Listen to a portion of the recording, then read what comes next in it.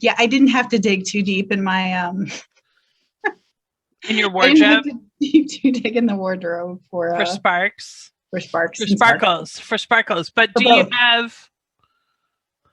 I do. Okay. So yeah, I think I was thinking about this, like we should start every time with like our sparkle talk. Like, what do we have today that's sparkly? Both food. Yes. So what do you have the I where's that have from again? J, California Cuvée. And that's from the Sonoma It's region? from the Sonoma region. It's from the J Winery.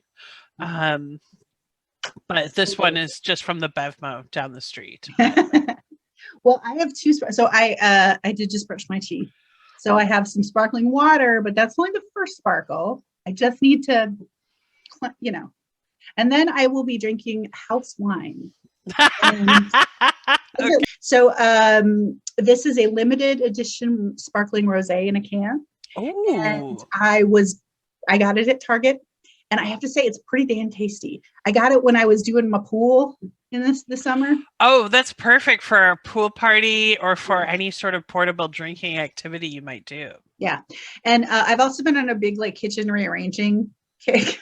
Oh, good for you. And so right now, all of the wine, champagne, and beer is in the vegetable drawer at the bottom of the refrigerator. So that's where I got it from. Okay, okay. Well, I got this. I was trying. Okay, so I will just kind of show you what I've got. I did just open it, but it is from the J Winery in Sonoma, in the Sonoma wine region, which I have been to.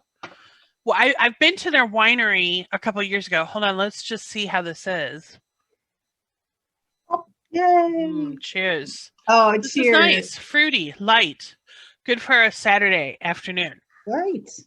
And then But I went to their winery and I thought I was really clever because I signed up for the wine club, which meant we got a free tasting and it was very enjoyable. But then later I realized that the wine club, then you're buying like $130 of wine every couple months, which was great. But my point is the tasting wasn't free. But they do lovely sparkling wine.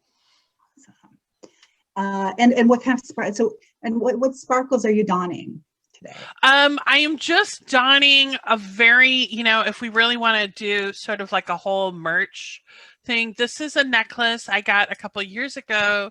It has, I don't know if you can see that I'm trying to show. Don't It has, don't it's, die for your art, Melanie. I will die for my art. I will. This is, yes. It's from Taddy Divine in London. They do all sorts of really cute, sparkly necklaces and stuff. Although the last time I was in their shop in London, I was, I don't know, I just felt very intimidated for some. You know what? There were two girls in there buying something for someone else's thing, and the store person was paying all her attention to those two and none to me. And so in the end, I just felt awkward and I was like, F this. And I left. Yeah. So, Yeah. but they have lots of cute stuff and Cool. they're good. Well, as Melanie knows, I did not look very sparkly right before this call, but I didn't have to dig too far into my closet for a sparkly neck shirt. And great. I was already wearing my sparkly glasses, but yes, those are great. I did want to tell you about Mel. So I have a special sparkle on today. Oh, that is this. My over Christmas, my sisters and I went through my mom's jewelry. She had bequested some specific pieces to each of us, but then she had other stuff to divide amongst us, my sister-in-law, our nieces, my brother, etc. So we went through this, and this was one of the pieces that she bequested to me, which was her engagement ring with a diamond jacket around it. Not really my style, but wow. Diamonds are fun to wear. And they're forever. So you've got that going. Yeah, so that's my sparkle today. Well, I thought I would just sort of introduce the two of us a little bit because we have been talking about music together since 1991. So that's, it's not a Sparks level of Back year when we of were commitment, only but we were babes. not, we were babies, we were babies or not born at the beginning of That's the Sparks exactly. story. So I, I have happy memories of sitting in George's bar in Iowa City, Iowa, putting many dollars in the jukebox and talking to you about music. And I remember like your big song that you really liked, which you probably still like, is Blue Skies by I was going to Allman say Brothers. Melissa, but that's their other big song by the Allman Brothers. And you were always a really good sport about putting on an Allman Brothers song onto the jukebox because I was very into them back in the old collegiate days. Yeah, they're not my favorite, but I recognize the quality, the craftsmanship that is there. They're just not my thing. And I feel like we have had a lot of wonderful moments, sort of like singing together and doing things like that. So, in those early college days, I believe we did Clang, Clang, Clang with the Trolley, which of course was from the Sweeney Sisters sketch on SNL at the time. Originally from me in St. Louis, but Yes, and I actually only very recently heard that song for the first time. I was very excited when I I actually heard love it. Mimi in St. Louis. It was one of my mom's favorite, and it's kind of like a Christmassy movie. Mhm. But in watching it with Joe, he was like, "This song." He's like, "This movie." He's like, "This poor father in this movie, all like his wife, his daughters, they all want all this stuff. He's just trying to make a living." It's not about the dad, but he seemed to identify with the dad. But I have happy musical memories of you that way. So that, kind of singing along to that. And then, of course, my top music memory with you is being at the Amsterdam airport very early one morning when we had flown from London to Amsterdam. My husband, my then boyfriend, now husband, had been out very late. So our flight was really early, and he kind of seemed like a dead man walking. He was just sort of like a zombie walking through Schiphol passport control. But you and I were in a fantastic mood. And for some reason, we had been listening to a lot of Fifth Dimension. So we were singing Stone Soul Picnic as we went through passport control. And my husband looked like he might pass out from fatigue and hangover. We were the only people in that line who were actually enjoying themselves. Yes, I've never had a better time going through passport control, hands down. I mean, I would say that is a trick that you might want to keep in your bag, is if you're in a passport control line and you're bored, just start singing some Fifth Dimension. You're going to be amazed at how much more enjoyable your whole experience is. So I feel like Amy and we have a really long music connection. And then, one of my favorite music memories with you is I think you were living in the UK at the time. I think you're back visiting, and we were going to go to Iowa City, I think, just for a fun break from. I live in Chicago. Melanie was came to Chicago to visit, so we were driving to Iowa City. We were driving down I-88 and the tollway and listening to Pope, Common People. And I don't know, we were supposed to start singing, and there's a point in Common People where they kind of keep building, and we were both like la la la la la together, and it was a really wonderful memory. And so I often think of you. That's one of my favorite singing with Melanie memories. So this is amazing because we've talked about all of these other artists besides Sparks, but I will just say, when I kind of became obsessed with Sparks, and then I successfully got you into them, who better to do a podcast with about just obsessing over a band, which kind of brings me. Oh, and then the other reason I thought that we could do this well together is because we clearly, through many years, have enjoyed a love of sparkling wine, champagne, cava, local California, anything even from the non-champagne region of France, Blanc de Blanc. What was that? Spritzer. Yes, a white wine spritzer. Absolutely, absolutely. And in fact, I do have a favorite sparkling wine memory with you too, which Yeah. is many years ago. So we were younger, and Can I guess? yes, you can guess. Uh, did it involve aspirin? No, I Okay, don't never think mind. it did. Then this is a Okay, different memory. we were younger than we are now, and less restrained, I would say, in our hedonism. No, more restrained, more restrained. And it was at your house. We were just hanging out in the backyard. We drank a number, I would say a heroic number of bottles of sparkling wine just by ourselves over an extended period of time. And we ended up doing a little gymnastics in your backyard, a couple drunken somersaults and handstands, which is like absolutely ridiculous, but a lot of fun. And so over Christmas, we love Sparks. We love talking about music, and who better to talk about sparkles and sparks with? Um, I have more to say that I wrote down, but I'll just leave it for now. Um, I kind of wanted to get into why we sort of wanted to do this. I think we've Yep, established the absolutely. interest. This is what I thought. We love Sparks. We love talking about music, and honestly, that documentary really inspired me a lot. One of the things that I kind of took away from it was the importance of just following a creative path that means something to you, and so. This is that thing. I don't know, like I don't know where it's gonna lead.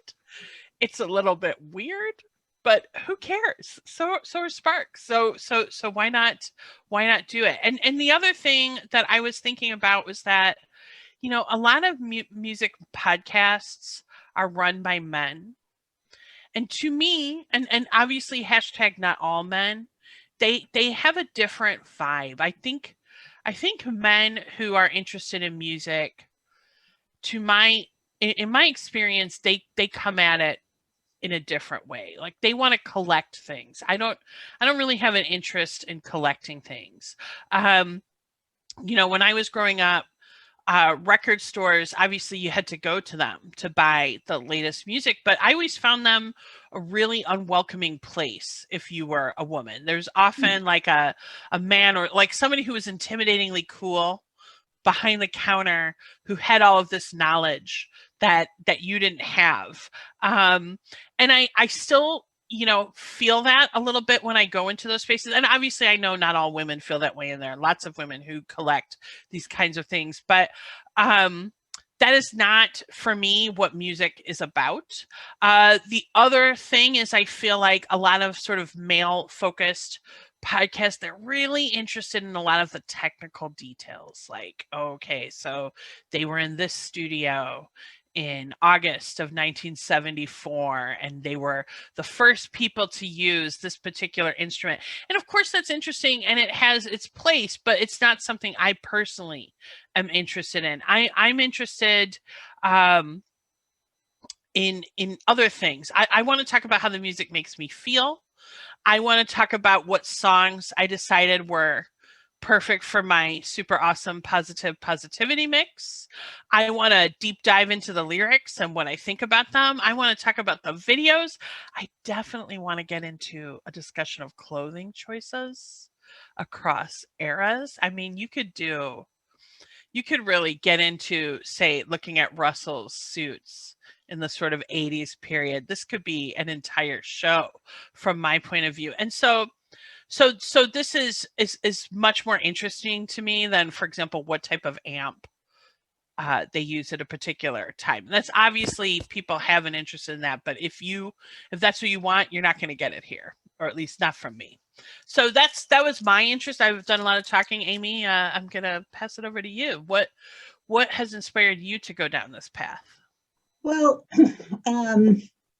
when the Sparks Brothers documentary came out, a couple of people had recommended it to me. You were one of them, including my husband's friend had watched it and really enjoyed it, and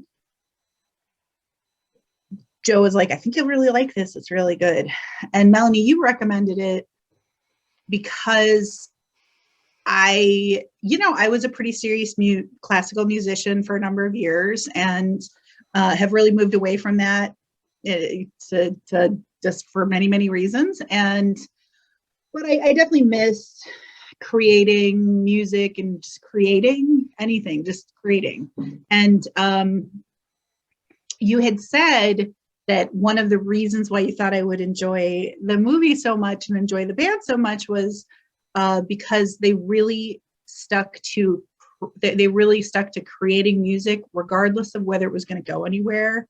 And I think they mentioned, one of the interviewees mentions that in the documentary, that they compose every day. Like they spend every day making music, and that is a very inspiring thought. And that's certainly not the road for me, but it was really neat to see some artists do it. And then of course, as the further you get into it, the more I just really like their music. And I had heard a couple of their songs before. I definitely remember Girl from Germany. I'm gonna stop you here. This kind of brings me to my next question. What I have answered this, but I'll ask you first. Yeah. What do you think kind of got you into them? Like, tell me about that process of getting into them. So I had heard Girl from Germany. Oddly enough, it was on like a glam rock compilation CD that I bought in like 2001 or something. Wow. It was, yeah. And I always liked it. I never really thought much about it. And anyway, I think that what got me into this was you sent me a you sent me a link to tryouts for the Human Race. Yes. From the Top of the Pops. It was like the YouTube video, and it was the Top of the Pops recording, I believe. And I just really was struck by it. I loved the and this was my first. I hadn't seen the documentary yet. And it was interesting to watch Ron Mael and that sort of Hitlerish look, and he's like, it has a video of him in the back rocking back and forth, and he's playing kind of like autistic, actually, that I thought with that behavior. And I say that as someone with an autistic brother. So yeah, and just the way he was, playing, you know what I mean? Like he was very staged, and I really enjoyed it. And then the difference of Russell Miles as a singer, and he was just really fun, and it was a dang catchy tune, and so it really made me go, oh yeah, and then now we're here. So that's funny because I did think you would like that song, but I did send it to you. I was like, this is going to get her. This song is going to hook her. And I was right. Right. Because I needed someone else to share my obsession with, which I will kind of talk a little bit about what got me into Sparks. So definitely the Edgar Wright documentary was the catalyst. There's no question about that, but it wasn't like a direct link, but it definitely kicked off the journey, shall we say. So I was aware of a few of their songs. I'd actually had, because I lived in the UK for about 10 years, I had actually had This Town Ain't Big Enough for the Both of Us on a mix that had come from Ducky. It was a Ducky playlist. And the thing is, it's not my favorite Sparks song by far. I recognize it's a good song. I like it, but I don't love it. I mean, I was actually listening to it this morning, and I do like it. That was by choice, but it's not my number one, and never really has been. And in fact, at that time that it was on that mix, I didn't know it was Sparks. I actually thought it was a female singer, which I feel like is a testament to Russell's range. I didn't know that was a male singer. But I didn't fall in love with it, and I didn't go any deeper. And then later, actually, I got a different mix from Ducky that had the number one song in heaven on it. And I did really fall in love with that one. I listened to it a lot, and I knew it was Sparks, but I didn't think they were still recording, actually. I had no idea that they were still recording, and I obviously wasn't moved enough to do anything about it. And then, but it was that sort of background interest that kind of got my my husband and I to go see the documentary, which did really inspire me. And funnily enough, while I was watching the documentary and they got to cool places, I was like, oh, hey, I know that song, because I was, a kid at that time, but I was definitely in that MTV demographic that they were trying to reach. And that's funny to me as well, just kind of recognizing a song that I didn't know was theirs in the documentary, because I later showed that documentary to my parents. And while we watched it, my dad actually recognized Wonder Girl because he was working as a radio disc jockey at the time. And so he remembered it from when it had been a not very successful single. But it was actually but even though I was kind of like listening to Sparks and liking them after the documentary, it was actually after I heard I Can't Believe That You Would Fall for All of the Crap in This Song that really sent me hurtling into fandom. I don't know what it is. I think it's just something about, I mean, first of all, I did fall for all of the crap in that song. Like, there's no doubt that I did. But there's just something about the way that song is arranged. It's very tight. It's well done. It's cynical. I mean, well, maybe cynical is the wrong word, but knowing perhaps is the right word. That sort of sent me into Sparks super fandom. And I have to say, it feels a little bit like a midlife crisis. But if it is my midlife crisis, I would say it's quite enjoyable. So if this is my sports car and my younger hot new model, I'm into it. I love it. So I have to say, one of the things that Melanie have talked about is she's been kind of diligently like listening to album by album, and I've just been jumping around listening to stuff. So I am not familiar with that song. So we'll definitely. It's on Exotic Creatures of the Deep, and I'm not there yet. I just happened to hear it randomly, and I just completely fell in love with it. But this sort of leads us to what are your top 3 Spark songs? And I'm gonna let you lead with this. Okay. Oh, so this was a topic that Melanie and I talked about before recording this, and it's an impossible ask. But so what I decided to do was focus on the most earwormy songs for me, meaning that after I'd listened to them once or twice, like I would have the tune like in my head later. So I have many more than 3, of course, songs I really enjoy, but of the ones that I wanted to talk about were, the first one would be, I think it's called All That We've Done. I think it's All That. It's from Steady Drip, Drip, Drip. Yes, thank you. Melanie, so quick sidebar, you mentioned that your dad was a radio DJ, and I always love the story about like on car trips, your dad would, you could probably tell it better. But. So I have like an encyclopedic knowledge of a lot of music. I'm going to say up to around 2004. If you've seen the movie, I think it's Wine Country, when Maya Rudolph says nothing beyond hey ya. I feel like I'm like that. I'm like, okay, nothing beyond hey ya. I mean, that's not entirely true, obviously, but I feel like it's a lot easier for me to not know beyond, like, let's say 2005. But when I was growing up, my dad was a radio DJ until I was about 5, and he was always like a huge music guy, and he still is. But he would kind of try and train. I think he probably just thought it was fun, but he would always, if he was driving in the car with me and my older brother, he would ask us, he would quiz us about the music on the radio. So for example, all right, Eric, Melanie, I'll give you $1 if you know the name of this song. Total silence. Oh, the name of this song is The Letter. Okay, one more opportunity for $1. Who sings it? And obviously we didn't know. The Box Tops.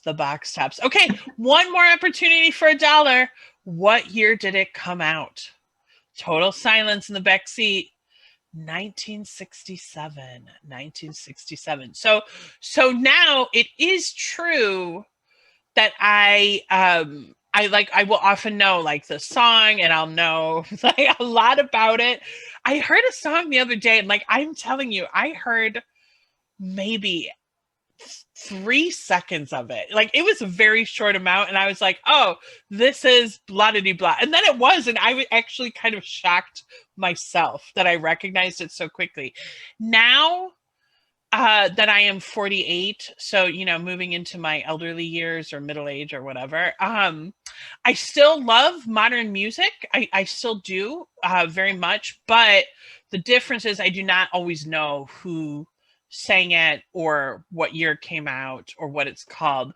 Usually if I fall in love with it though, I will get there. But for a while I'll be like, oh, what is that song? Yeah, just snapping my fingers over that one. So yes, that's how I know, even though I haven't listened to all of A Steady Drip Drip Drip, that it is. Oh, I love it. Anyway, so I really love that song for a couple of reasons. But I'm going to talk a little bit about the construction of the song, okay, and why it's earwormy to me, and okay, why I really enjoy the song. First of all, I think it's one of the things we've talked about previously, and I know we're going to talk about more as we take a look at more and more of their songs. I think one of the things that I really enjoy about the Sparks music in general is they do a really good job of using repetition as a musical device. Yes. As a compositional device. And so all kinds of examples of that. And I think that all that has that. It kind of just repeats. It doesn't have a lot of lyrics. And so it allows you to really absorb the tune and what they're saying, and what, it's a really nice, thoughtful song. And the other thing too is that what I think, I was thinking about this beforehand. So I have a musical background, and I was trying to figure out, like, why does this song work, but also leaves you a little bit wanting more, or like a little bit haunting. And I'm going to go on very briefly into just a little music theory 101 as to why, for me personally, it feels that way. So, there's 8 notes in a major scale. So do, re, mi, fa, sol, la, ti, do. And each one of those has a number associated with 1, 2, 3, 4, 5, 6, 7, 1. And if you get into learning about how music, or how Western music is constructed, each one of those notes has some place within our communal musical knowledge. What I mean by that is that if I just sang do, re, mi, fa, sol, la, ti. I need the dough. What happened? Yeah. Come on. Right. Come on. Don't do that to me. Yeah. It's like the Who Framed Roger Rabbit, when I can't remember which, the bad guy was like, no tune can resist this. And he starts smacking Shane in his head. I have never seen that movie. Oh my God. I know. I know. It's okay. I know. Anyway, that is a topic for another day. Yes, it is wonderful. But his point is, like, then the Roger Rabbit jumps out and goes, too bad. It's like he can't not finish it. Right. So one of the reasons why I think that is a haunting melody is because they jump octaves.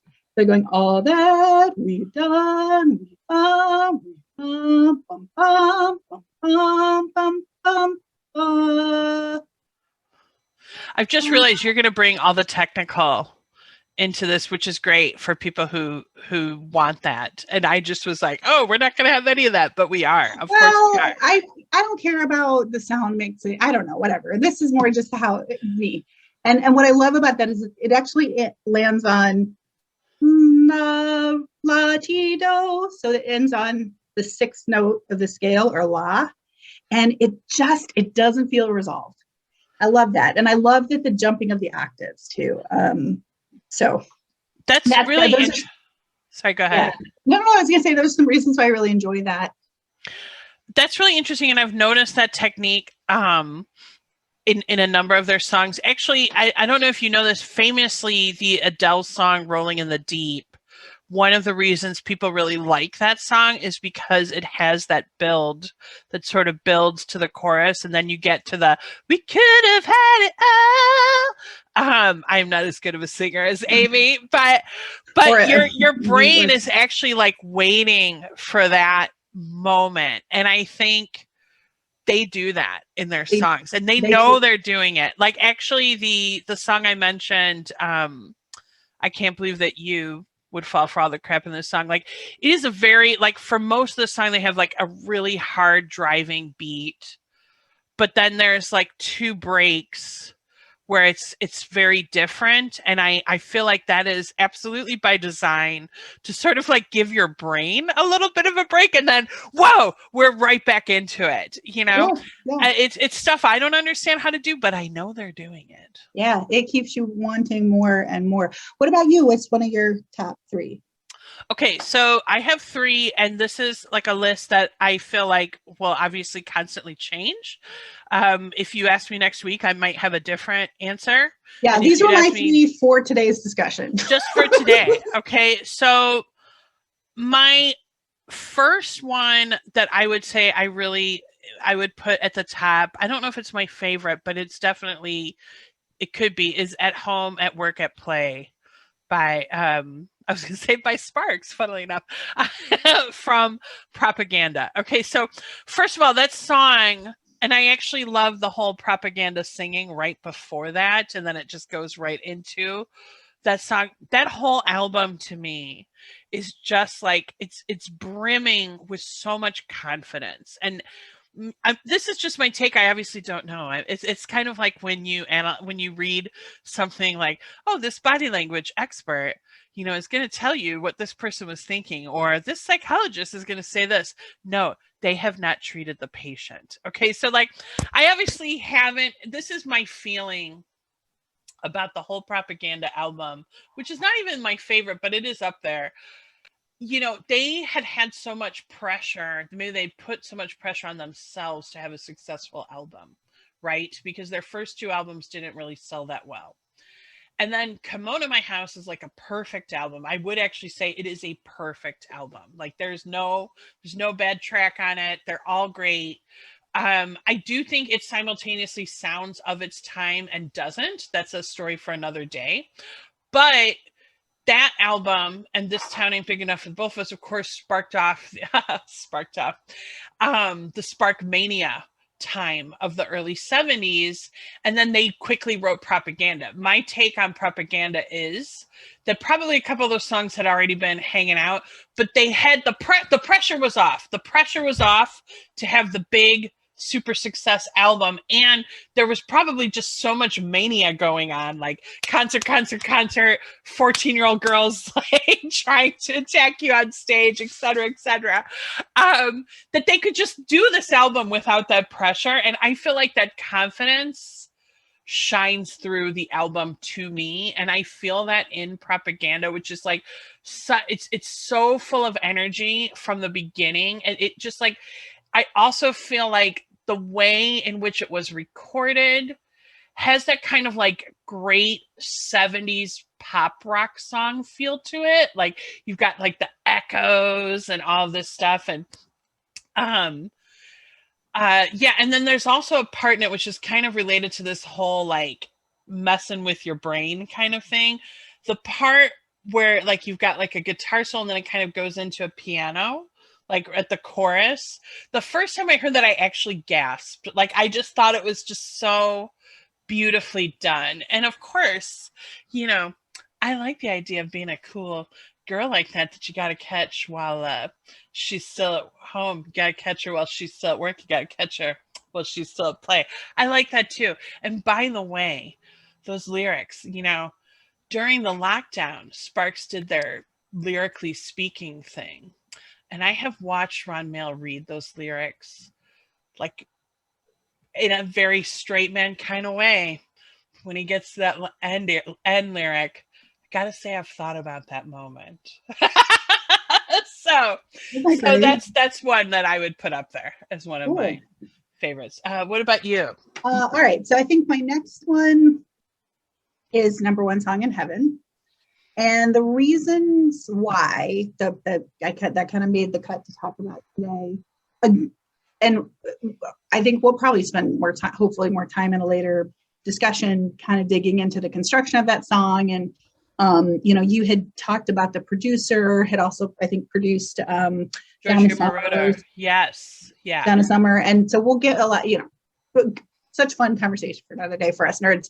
But that, I think, a couple things reason that's like, first of all, I think it's another example of using repetition as a musical device very, very effectively, because they repeat, they get louder, they get louder, they get softer. Yeah. Yes. It's just such a great, they do such a good job on it.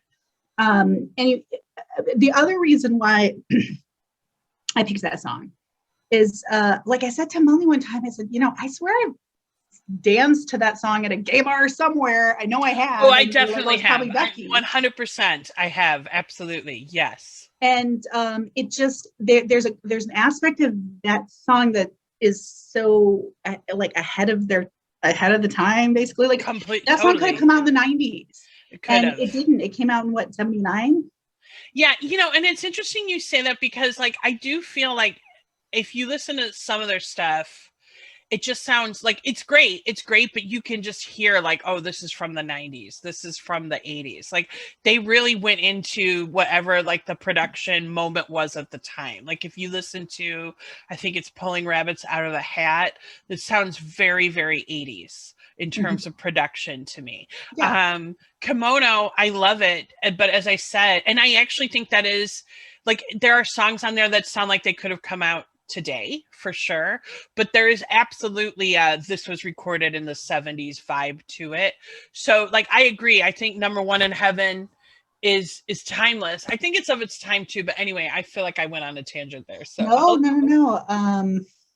And the other thing too, I was thinking about this when you mentioned Cool Places, and I don't think it's a negative if certain music sounds like it's of its time. Oh, me neither. I think some people poo-poo it, or they might poo-poo me like that's so 80s sounding, but we grew up in the 80s, and so exactly. I don't care. Put that 80s shit the on. Production of songs like that, they have a real what is it? Not retrospective, but there's just a core their memories of that time, and I'm like blanking on the word. Anyway, it doesn't matter.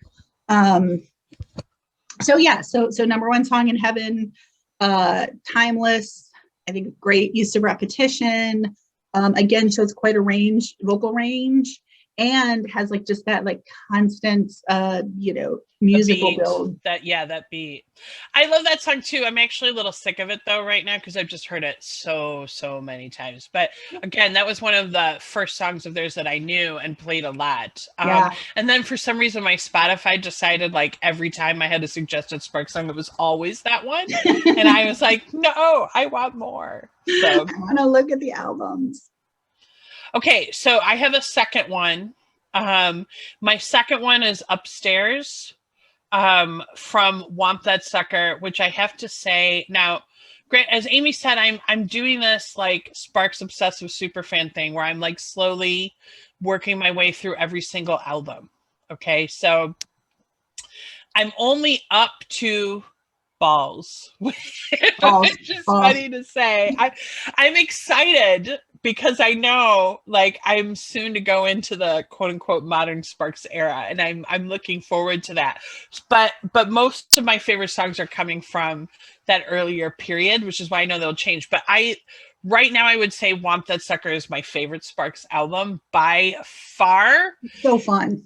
It's so fun. And I think, again, as Amy said, we grew up in the 80s. We were like, I was like a new wave kind of child. So like every song on that album, I honestly feel like they could have written "This One's for You, Mel" on the cover, and it would totally work. But I love a lot of songs on that album, but I just adore Upstairs. Again, it's such an energetic song. And I actually, especially the beginning, like the beginning's got this like they're doing a little synth stuff. I feel like this could be a Devo song, like for sure. Which we need to talk about that, because that's a definite yes. So we need to unpack that later, my friend. But yes. It's very much in the style of that sort of like 80s new wave. Even also reminds me of the Vapors turning Japanese. I feel like there's just this sort of like very frenetic synthesizer energy to it.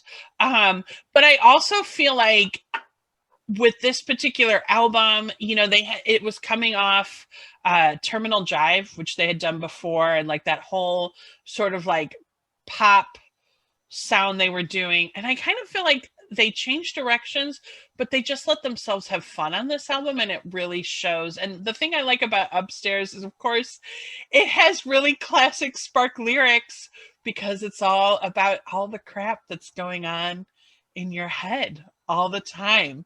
A quarter pound of good ideas, half a ton of dirty jokes.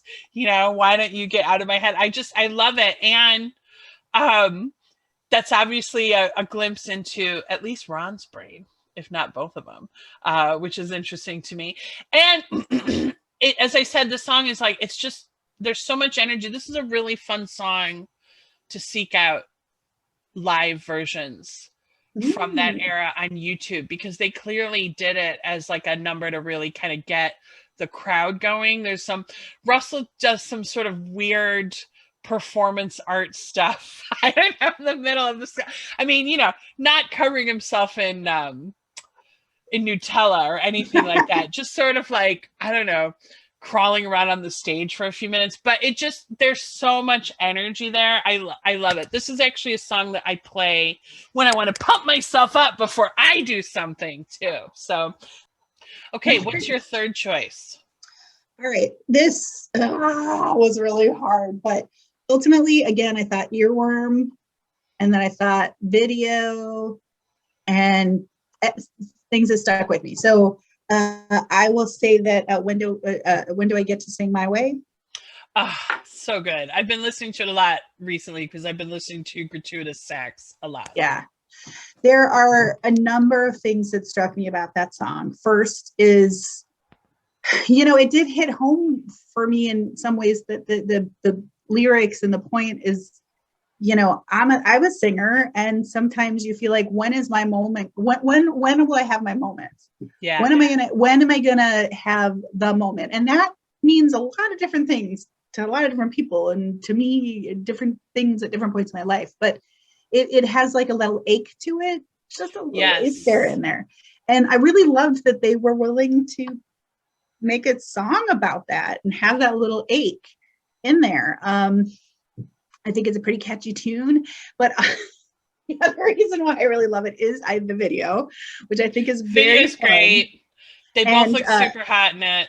That's a topic for now. It's a topic for now, but we'll just say they both look super hot. And what I really love, what really engaged me was that there's a part, like in the video, it's whatever, I watched the video, but there's a little part in it where it's like supposed to be a flashback of them as children. I mean, they're characters. Oh my God, I love it. And the Russell child character is tap dancing, and the Ron child character is playing the piano for his brother tap dancing, and the mother is like, "Oh, you're so wonderful," to the tap dancing child. But then you see the face of the child playing Ron. He's got a little mustache. I know. Actually, it's so funny you mentioned that scene, because first of all, I feel like my take is they had a lot of fun putting that together, because like the kid who plays Russell is this like very cutesy little in a sailor suit kind of thing, like, oh, isn't he just adorable? We're just gonna squeeze his little cheeks. And then they've got the little kid piano player with the mustache. It's a great little bit, and I really think they had fun doing that too. Yeah, which is, you know, I will say, there's certainly plenty of art that does this, but one of the things that, again, I enjoy about both their music and their videos and the, you know, interview stuff that we've seen and heard is that they have the very special ability to be both poignant and funny at the same time. Yes. Or poignant and ... But there's the levity to it and to their performances and their music that really is engaging to me. And Yep. it's interesting that you mentioned that this song really hit you, because like when you think about that song, and of course we don't know like what was specifically going on with them when that song was written, but you know, we know a little, and then we know how old they were when that song came out. To me, like being 48, almost 49, I feel like that song, which is they were in their 40s for sure when they wrote it, um it really does sort of touch on this idea of like, when do I have my time? Like I've done these things, and that frustration. Of course, it comes out of the time when they weren't having huge success. You know, I was thinking about this because, you know, now that the documentary has come out, and it's almost 30 years since Gratuitous Sax came out, which is like Yeah, just whoa, 1994. It says this. 1994. You know, we look at Sparks, and I suspect now when they go to any sort of music event or entertainment event, they get a lot of respect and accolades for everything they've done. But honestly, that is really a testament to the longevity, actually. You know, if even 20 or 30 years ago, I don't think they would have gotten that, because there are lots of bands that had hits 20 years ago and then have a comeback single. But that's not what these guys did. They kind of just kept steadily working. I forgot, I read something, and I think it was actually related to musicians. Like this musician was going through kind of a dark period where people weren't interested in their music, and someone said, just hang on, if you can make it like 5 or 10 more years, you will be a legend.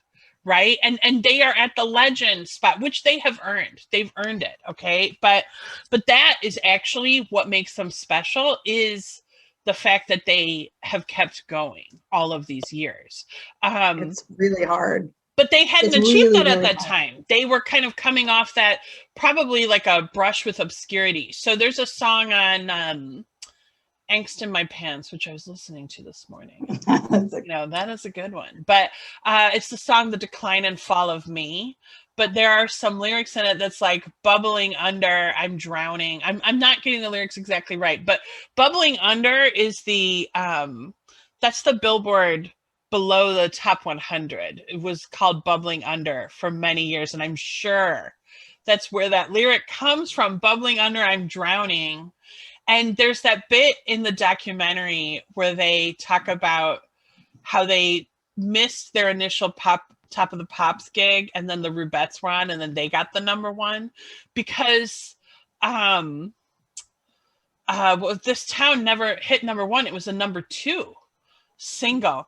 And if you don't think that annoys them, oh, I'm sure it annoys them, right? Like, I mean, of course it does. You're so close. This is like your most, and let's be honest. If you ask people, have you heard of Sugar Baby Love, which is the Rubette song that hit number one?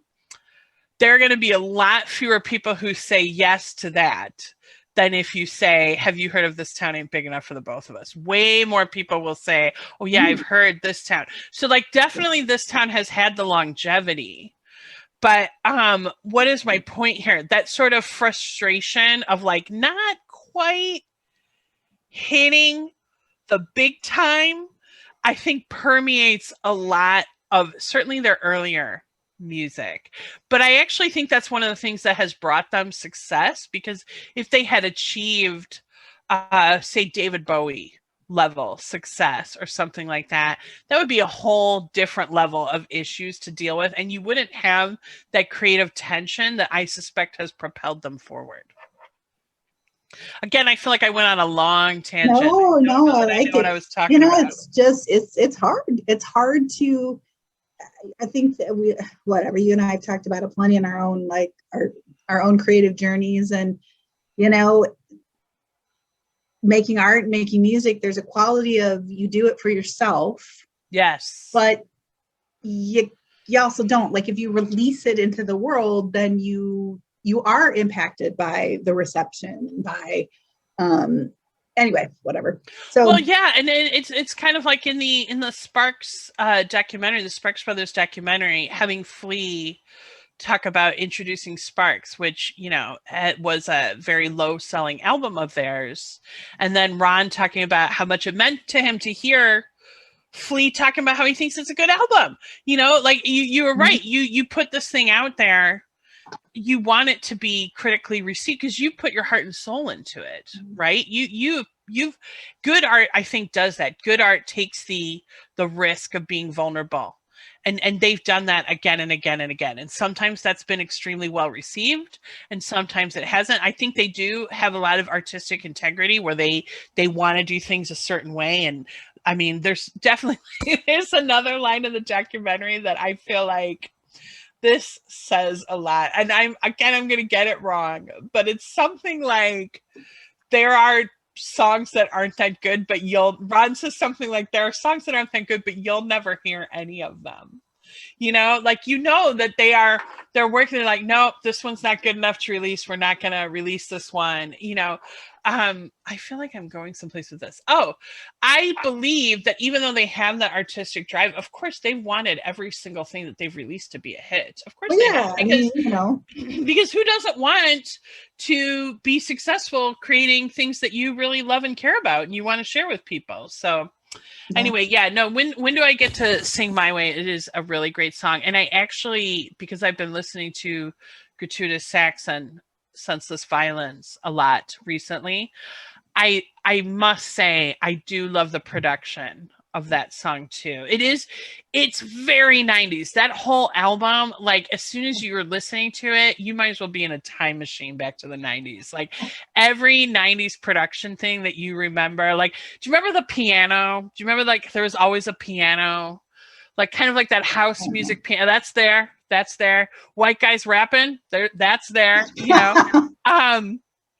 But for My Way, they have that, like, kind of like swirling as you're getting to the core. Oh, I just love it. It's really just great. So nice choice. Funnily enough, my third choice is also off gratuitous sax and senseless violence, but it's at the end of the album. So you chose the first song, well, besides gratuitous sax, you chose the first big song on there. Mine is the last big song on there before senseless violins. I like Let's Go Surfing. So the lyrics are about two people who are living in a place that's kind of miserable, and they just sort of imagine that instead of being in their gray landlocked town behind security bars, they're surfing on a beautiful beach with sand as white as the snow.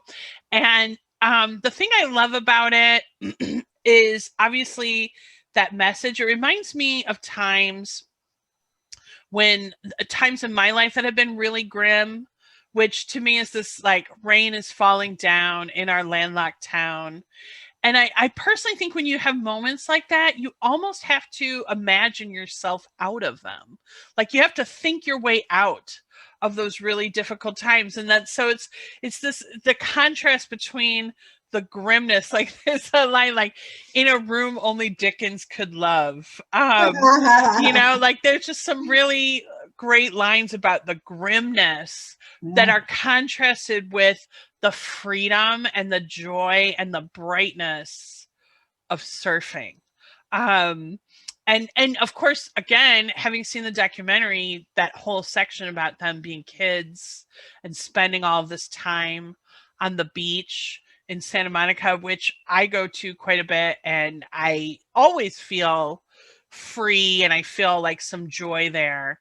To me, this song is really about trying to imagine that better future. And of course, as we've already talked about, this song came out of that period when they had such great disappointment professionally, and that people were not, you know, like, their project failed, and they didn't have any big albums out, but then they made this. And I kind of think this is like all great art. It kind of has to come from a vulnerable place. You have to be willing to put your vulnerability on the page. This is probably, it is one of my favorite songs right now. I don't know if it'll be one of my favorite songs. It's not one that I have become addicted to. I've had a number of Spark songs that I feel like I've become addicted to briefly and then moved on. But sure, yeah, I mean, but I think this song is always going to be up there for me because I love the whole contrast of like, this is a situation and it sucks, but you know what? Let's go surfing. Let's do something different. Like there's a line like, there's a westerly wind that's blowing both our minds, like it's just, I love it. Yeah. So that is my third choice. Oh, that's wonderful. Okay, those are all the questions and content I have for today. Do you have anything else you want to add or? No, but this was really fun.